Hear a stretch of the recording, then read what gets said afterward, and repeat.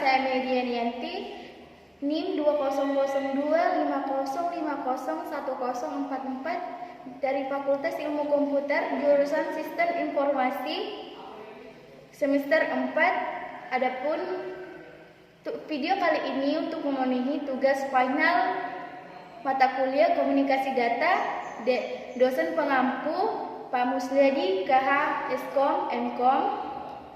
Judul materi saya mengenai multiple access.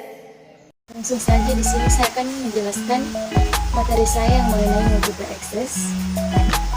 Ya, definisi teknik multiple access yaitu memungkinkan suatu titik dapat diakses oleh beberapa titik yang saling berjauhan dengan tidak saling mengganggu. Teknik multiple access memungkinkan mempunyai arti bagaimana suatu spektrum radio dibagi menjadi kanal-kanal dan bagaimana kanal-kanal tersebut dialokasikan untuk pelanggan sebanyak-banyaknya. Dalam satu sistem, jadi multiple access dapat didefinisikan sebagai suatu metode untuk menggunakan kanal secara bersamaan. Adapun jenis-jenis multiple access, yang pertama saya akan menjelaskan yaitu frekuensi diffusion multiple access, jadi atau disingkat VDMI. Sistem seluler ini menggunakan sistem pengkanalan dengan beta 30 kHz setiap kanalnya. Sistem ini dikenal sebagai sistem VDMI, frekuensi diffusion multiple access, untuk memaksimalkan kapasitas sistem seluler VDMI menggunakan antena berarah dan sistem voice frekuensi yang rumit. Pada teknik VDMI, lebar pita frekuensi yang dialokasikan dibagi menjadi bagian kecil spektrum frekuensi. Selanjutnya di sini kalian bisa melihat ada contoh gambar pada VDMI. Ada warna biru tua dan biru muda. Jadi menempatkan setiap user pada kanal frekuensi yang berbeda. Kanal frekuensi ini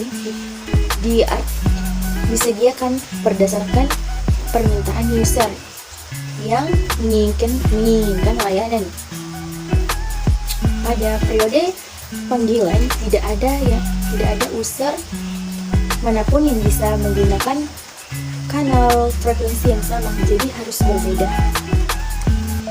Adapun keuntungan VDMI yang pertama itu mengurangi informasi byte rate dan menggunakan kode numerik efisien, meningkatkan kapasitas. Yang kedua itu mengurangi biaya dan menurunkan gangguan simbol antar isi. Yang ketiga, persamaan tidak perlu. Terakhir, kekurangan VDMI ada 3, yaitu aliran maksimum per satu saluran tetap dan kecil. Yang kedua, penjaga pita menyebabkan pemborosan kapasitas, jadi menyebabkan pemborosan kapasitas. Yang ketiga, hardware menyeratkan filter narrow band yang tidak dapat diwujudkan dalam VLSI. Jadi jenis-jenis yang kedua itu yang time diffusion multiple access atau disingkat TDMA.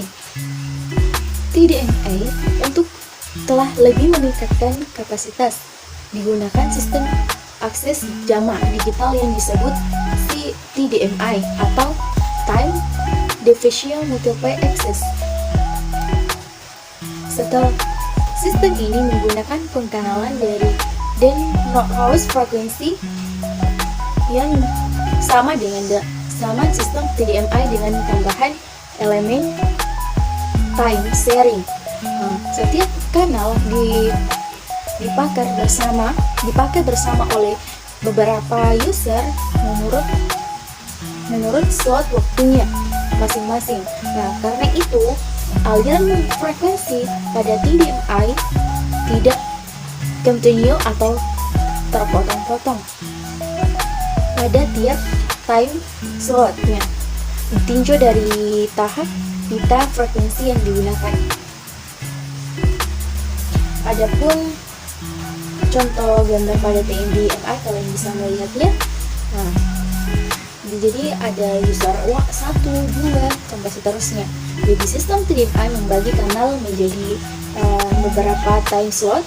Satu time slot digunakan oleh satu user time untuk mengirimkan informasi maupun untuk menerima.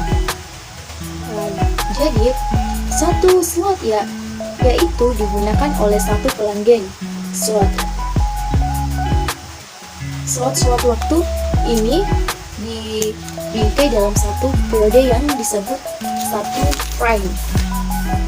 Jadi misalkan ada 10 pelanggan, yaitu masing-masing adalah A, B, C, D, A, F, G, H, I, dan J sampai 10 pelanggan. Maka dalam satu frame terdapat 10 pelanggan, seperti itu.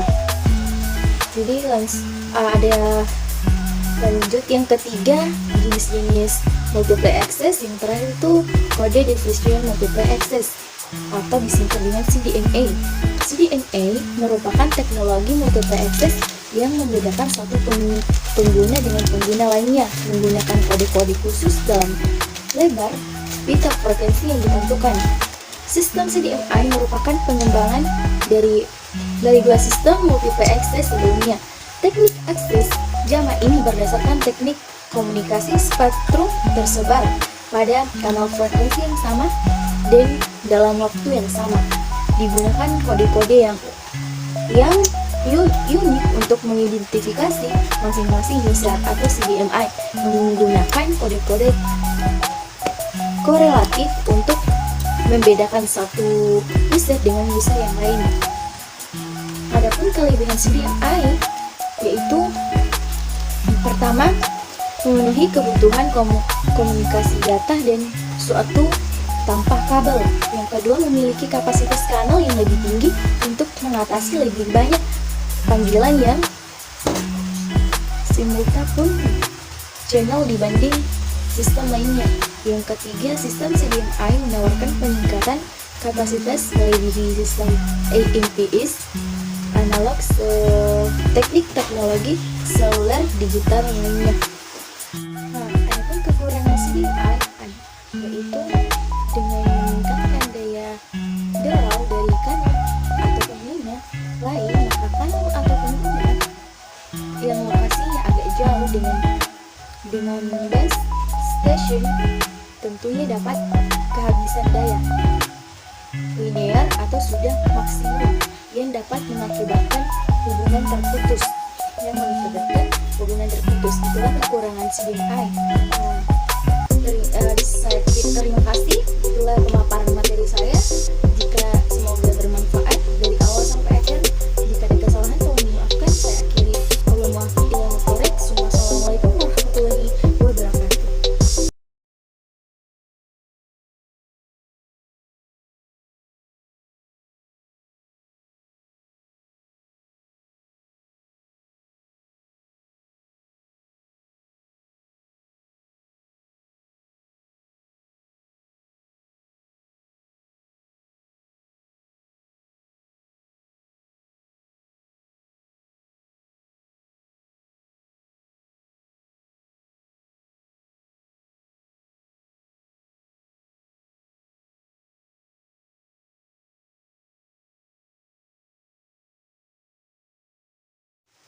Adapun kekurangan CDMI yaitu dengan meningkatkan daya derau dari kanal atau pengguna lain, maka kanal atau pengguna yang lokasinya agak jauh dengan base station tentunya dapat kehabisan daya linear atau sudah maksimum yang dapat mengakibatkan hubungan terputus.